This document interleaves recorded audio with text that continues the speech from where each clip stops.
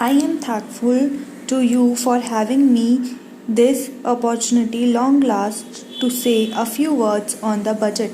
Already much has been said and I think the finance minister has come in for his share of congratulations as well as criticisms.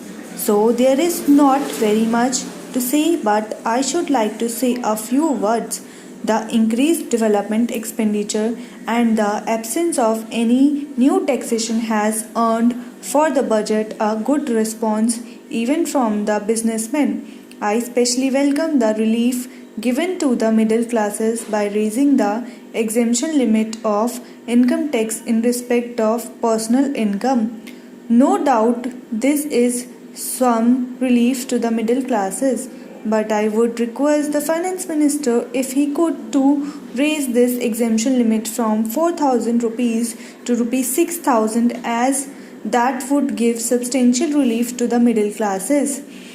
I am indeed glad that the Taxation Inquiry Commission has been appointed with Dr. John Mathai as the chairman, and I am sure that many of the vexed problems may be solved through this commission.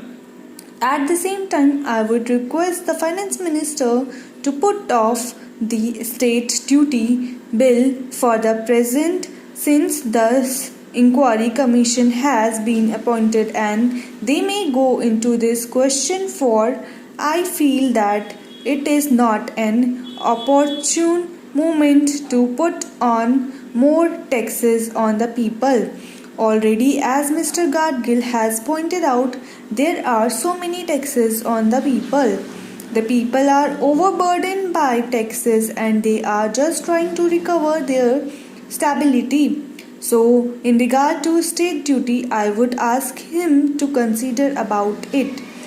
My reason for asking it to be postponed is, as I have said, that the people are still facing economic distress, and then our government is not able to offer the amenities which other countries have, where the state duty exists, such as free compulsory education for children, free medical aid, homes for the poor and the destitute, old age pension, etc.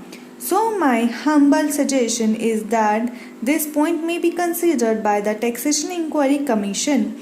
I agree that there is a brighter side of the picture and that instead of continually harping on our poverty, we should also see the bright side.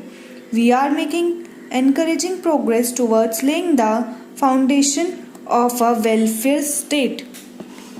With the cooperation of all and the implementation of 5-year plan, I am sure so that we should be able to lay the foundation and fulfill the dreams of India. It is indeed encouraging to know from the finance minister that there is a tendency of lowering food prices all over the world, and in that case the prices in our country too would be lowered. Regarding defense, for obvious security reasons, I do not agree with my friends who say that the expenditure should be curtailed.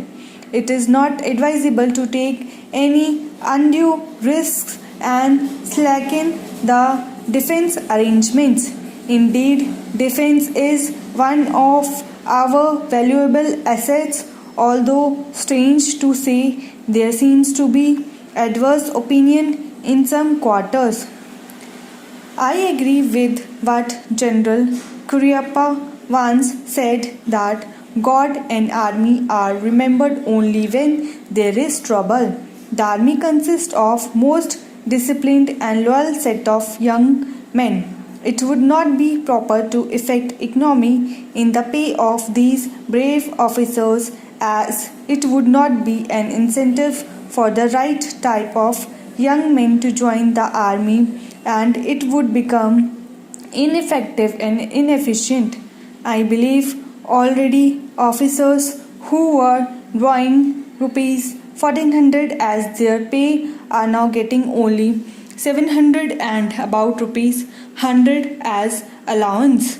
This is they are getting about half of what they were getting before.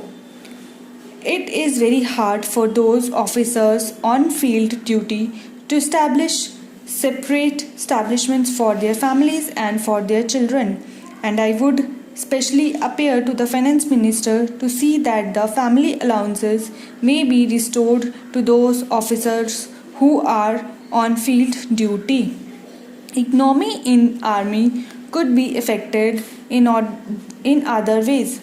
There is scope for more efficient operation of defense industries, which progress seems slow, and by purchase policy of utilizing goods and